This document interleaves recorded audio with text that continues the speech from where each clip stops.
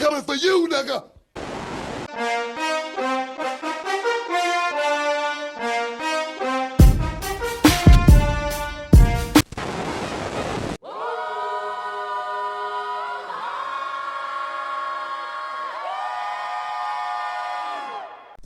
Are you ready? It's time!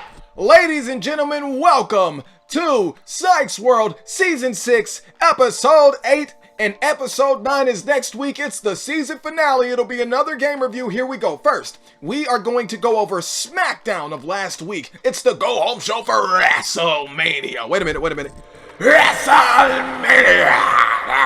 You're fired. Alright, then we're gonna go over WrestleMania itself for the 2-day period there, the whole thing. That's right, we're gonna do night 1 and 2, and we're gonna make this quite quick. And then we're gonna go over Monday Night Raw. After that, it'll be AEW Dynamite from last night, and that'll be the whole show in its entirety and intermediate existence. Let's do this!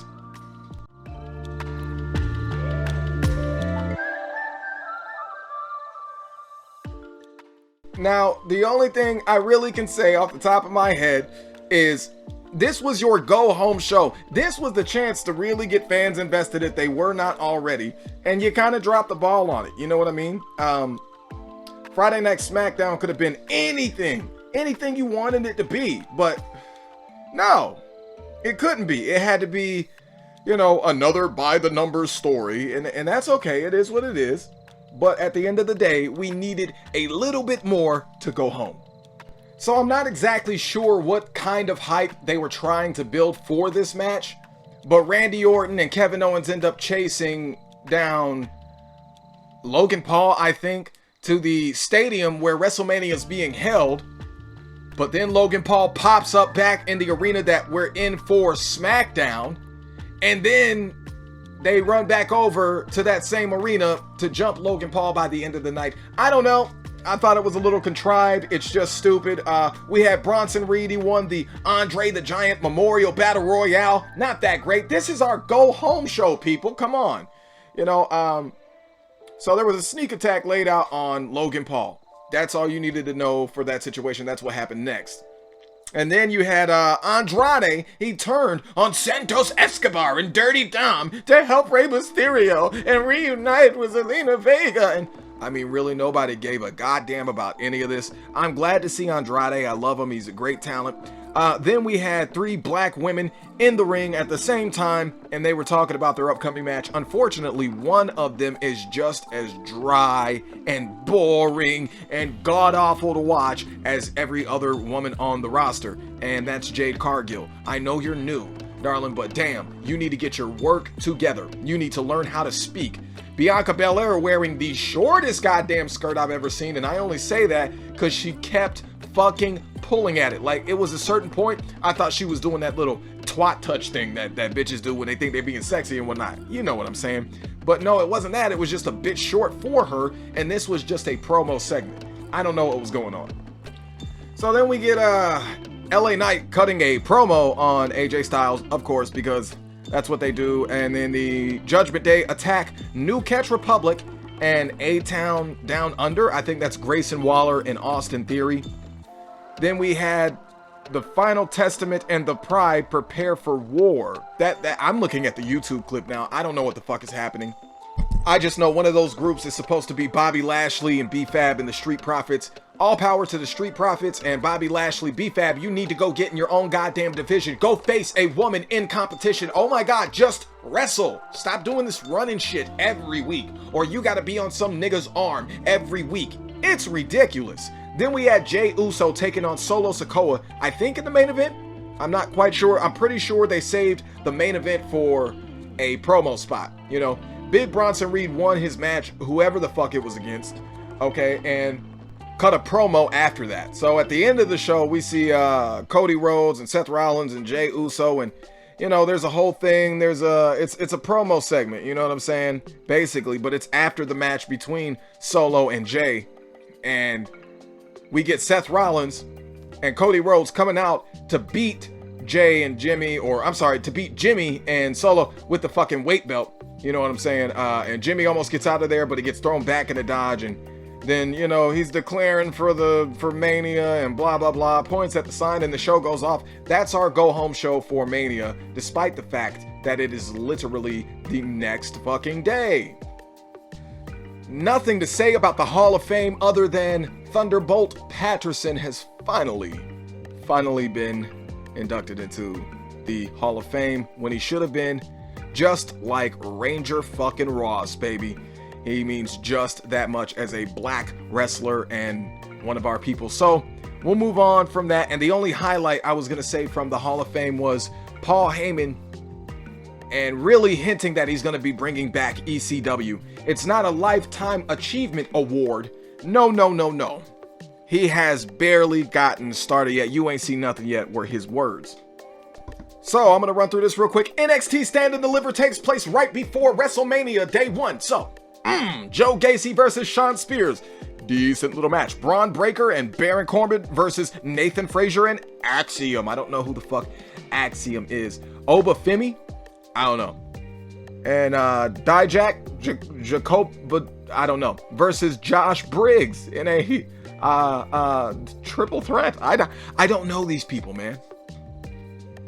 A 6-woman tag team match with more people that I don't know. Ava announces the new NXT North American Women's title. I think that's kind of cool. Lyra Valkyrie versus Roxanne Perez, and I think Roxanne went over, and she's a heel now, and I'm loving her work. Ilya Dragunov versus Tony D'Angelo. That was actually a damn decent match. It was the NXT Championship match, and Ilya is just such a great talent, and he got Tony D'Angelo over here. The whole story was that he's not gonna cheat. He wants to fight Ilya honestly, and or with honesty and with pride, you know, and respect instead of cheating to win. So in our main event, it's nothing but excellence. Let's say Black Excellence, or we'll nail it down to excellence. Trick versus Carmelo. All right, Trick Williams versus Carmelo Hayes, and it was an amazing match. We ended the night plain and simple with two great workers. At least we ended the NXT night with two phenomenal workers. Trick Williams and Carmelo Hayes worked a great match. They worked the match. It wasn't a bunch of flipping and diving. It was work. It was wrestling. It was great. It was phenomenal. It was a great performance. It was right where it should have been pertaining to what lane a wrestler should pick when trying to entertain the crowd. And it was perfect. Nothing else to say about it. Excellence all day. Trick Williams wins, and we were all screaming as I said, whoop that Trick. Now, into WrestleMania.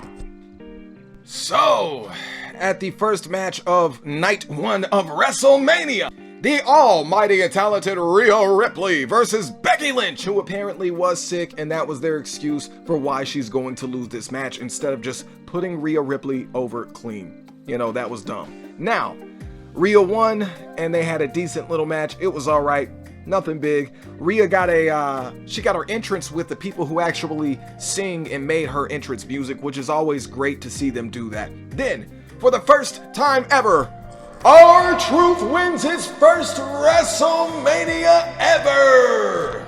That's right, for the first time ever, R-Truth won at WrestleMania. Put up your fists, your black hearts, and your mulatto tones. He did it. That's one for black people all around the world. We love that man, you know, unconditionally, irrevocably, and unequivocally so. So we move on from that, and I think I remember whatever the fuck happened next. It involved some of the football players from the Eagles, and then Lil Wayne, he brought Jey Uso to the ring. So Jey Uso and Jimmy Uso had their match. Rey Mysterio and Andrade had a match against Dominic Mysterio and Santos Escobar. I don't actually remember the finish of that match, but fuck it, we don't need too many spoilers here. And then Bianca Belair, Jade Cargill, and Naomi versus Damage Control. Obviously, we know what happened here.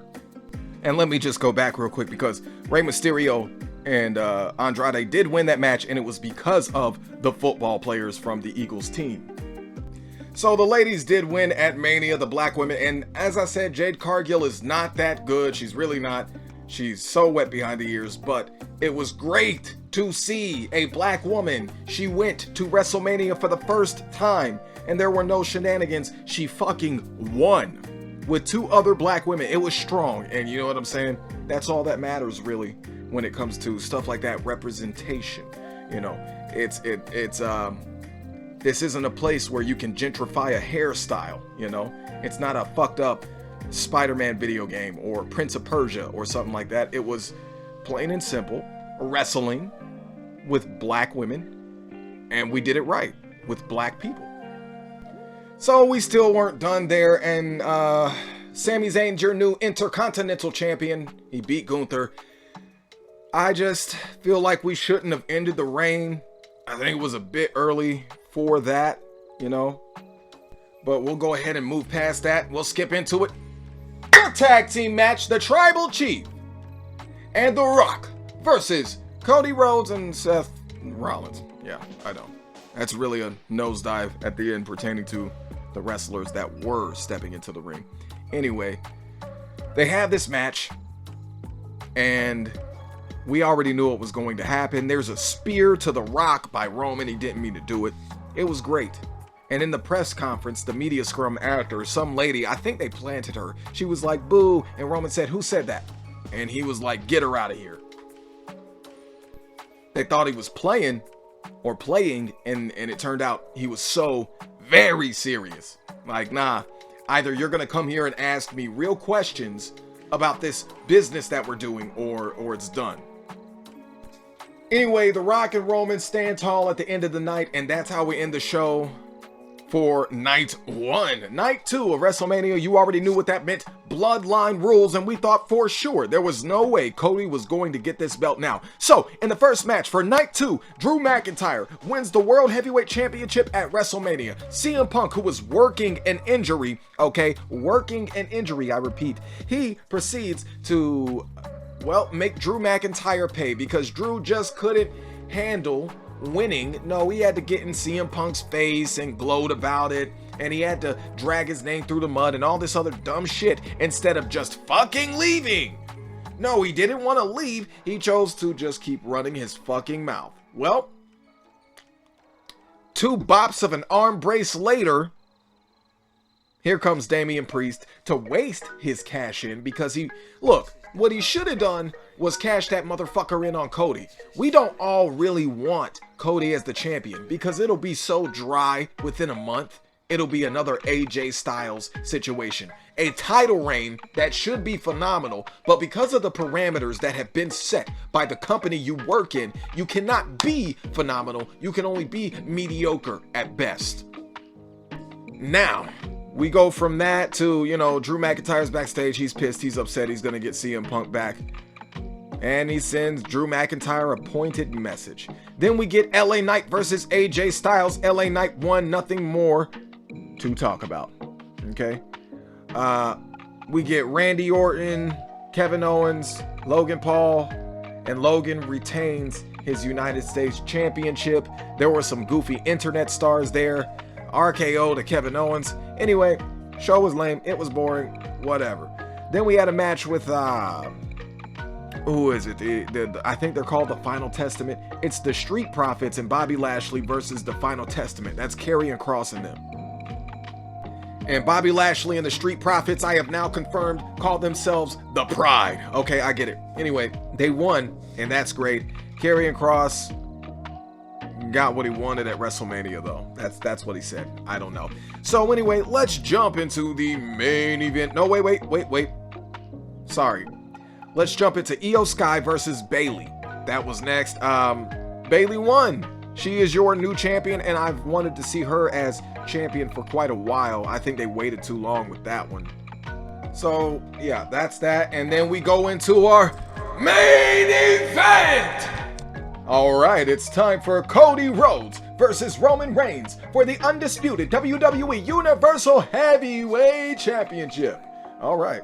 No, it's the undisputed WWE Universal Championship, and they only call it the undisputed WWE Universal Heavyweight Championship when referring or they only say heavyweight when they're referring to the champion. So they'll say undisputed WWE Universal Heavyweight Champion, but when they refer to the championship, they just say undisputed WWE Universal Championship. I know, just thought I'd clarify. All of it's stupid anyway. Cody Rhodes is your new undisputed WWE Universal Heavyweight Champion. He beat Roman Reigns. The spot that should have been reserved for Stone Cold was given to The Undertaker because Undertaker has been feuding with the Anoa'i family for quite some time. And that was their excuse. Whatever, you know. It was a big moment. We were all in tears. The only thing I saw when Cody was in the ring with that championship was Dusty Rhodes holding the NWA title and handing it off to his wife. That's what I saw. You know what I'm saying? It hit like that, the way it was supposed to. And my God, props to the writing department, the creative team, for not fucking this up. Paul Heyman gave Roman Reigns a hug because, you know. Anyway, we kick off Monday Night Raw with Cody Rhodes as your new champion, and it was pretty cool. And Triple H raises his hand again, you know. Then for no reason at all, other than to please those weird AEW fans, we had Ilya Dragunov versus Shinsuke Nakamura. The Awesome Truth, R-Truth, and The Miz had a mystery partner to take on the Judgment Day. R-Truth pretending he's still in Judgment Day and that he brought the tag team titles back to the Judgment Day was probably the highlight of my Monday. Well, that mystery partner was someone you can't see. Of course, it's John Cena. Again, why the fuck is he here? We got Indy Hartwell versus Roxanne Perez. And I know you all used to talk about Roxanne Perez, but Indy Hartwell, she is going places. She's extremely talented. Then we had this whole segment with Cody Rhodes and The Rock. I think that was at the start of the show, actually. And The Rock said, "Don't you ever break my heart again." He hands Cody something. We don't know what it is. And I'm tired of this coy bullshit. Why can't you just... And he's got to go away because, let's be honest, he's fucking hurt. He's hurt. He's got to go away. He's got to heal. And then he'll come back and have a match with Cody. I don't really want to see it anymore. And The Rock says, whether or not you are champion, I will come back just for you. Chad Gable came to Sami Zayn's defense against Imperium. Okay, so there was that. They had a 6-man. No, what was it? A tag team match? It wasn't a 6-man. Jade Cargill in her singles debut in WWE. We finally get to see it, and she beat Chelsea Green. It's over. Good.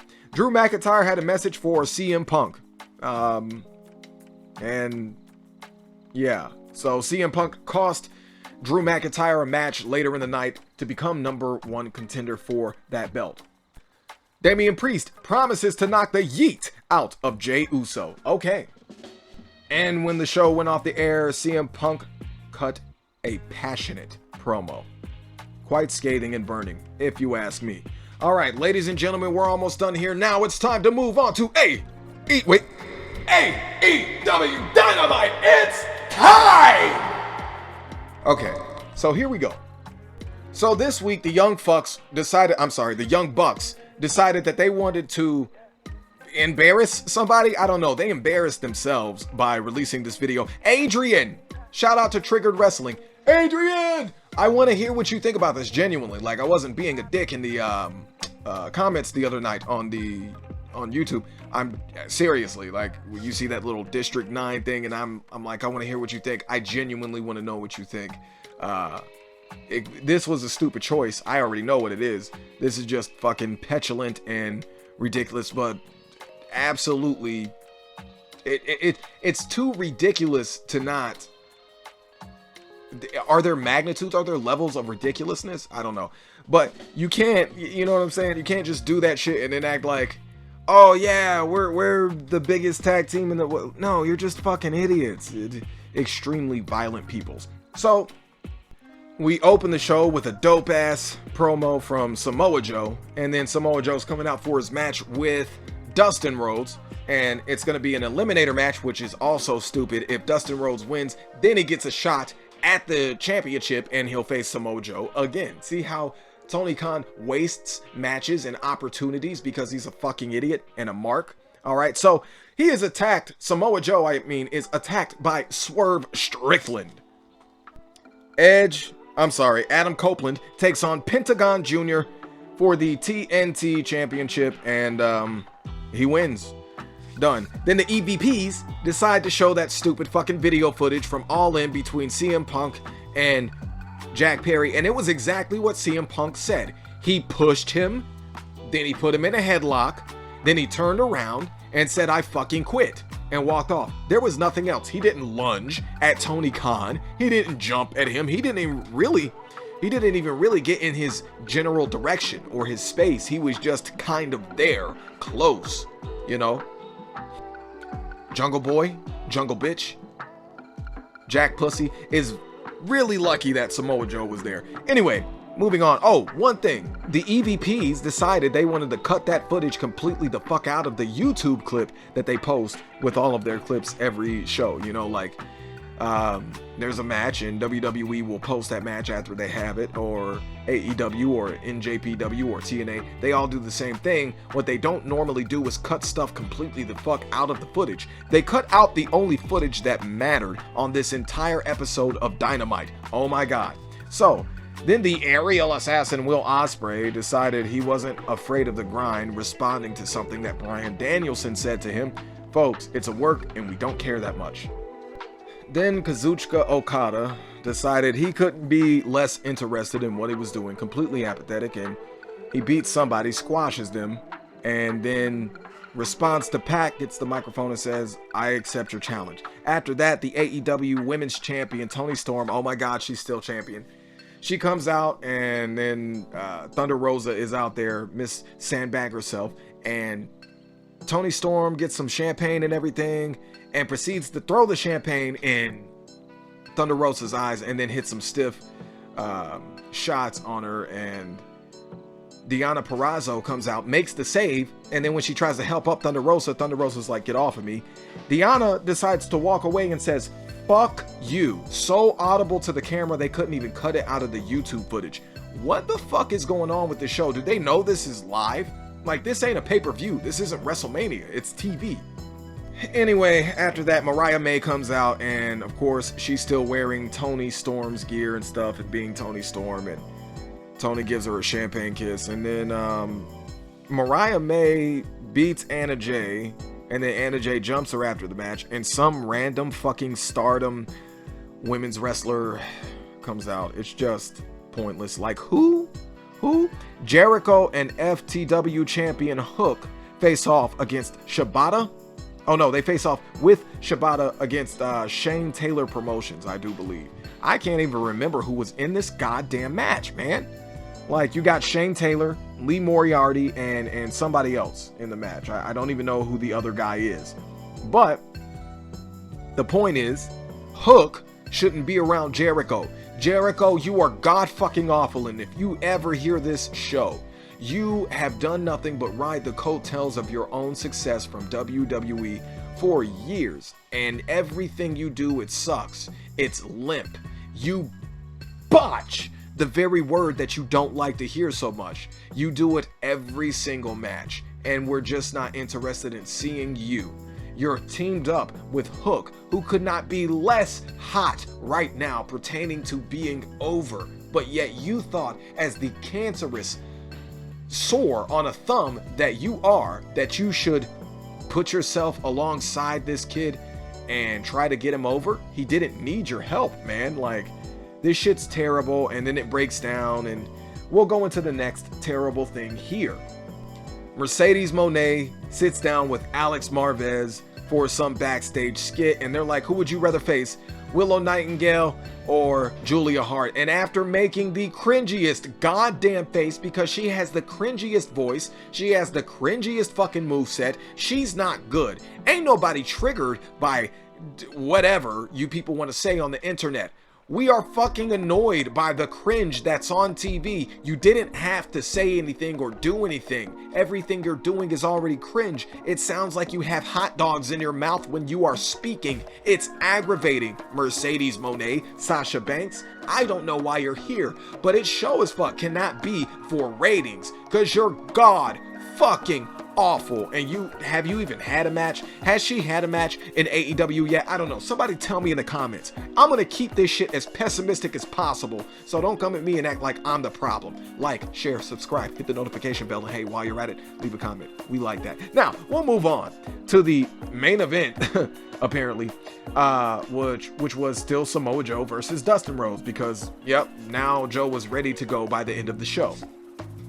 He beats him, and then he proceeds to choke him the fuck out at the end of the match. Like, after the match is all said and done and wrapped up, and then they have kind of a brawl, and it's separated by the locker room, and Swerve has come out, of course, after the match, because that's what was going to happen. And Prince Nana picks up the belt while Joe's outside of the ring, and he hands the belt to Swerve, and Joe's doing the best villain look he can, and it's great. He's great. He's got like the lazy left eye, but he's furious and he's sweating, and it's just everything fantastic that wrestling is supposed to be. You know what I'm saying? And well, that wraps up wrestling and everything since Mania and before Mania. So I hope you guys, enjoyed that. I don't know. I know. Dynamite is just goddamn terrible. Like, AEW just doesn't do anything fucking right. I don't give a shit about companies taking shots at each other. I care about delusional fucking fans wanting to hop in the comments and say, oh, well, you just hate on AEW because you're this and you're that. I don't hate it. I'm extremely disappointed in a company that should have done so much more for this business than it has, and yet they've done the exact opposite of that. Brian Cage, I think, somebody said that Tony Khan has done much more to hurt the wrestling business than Vince Russo ever did. Not true.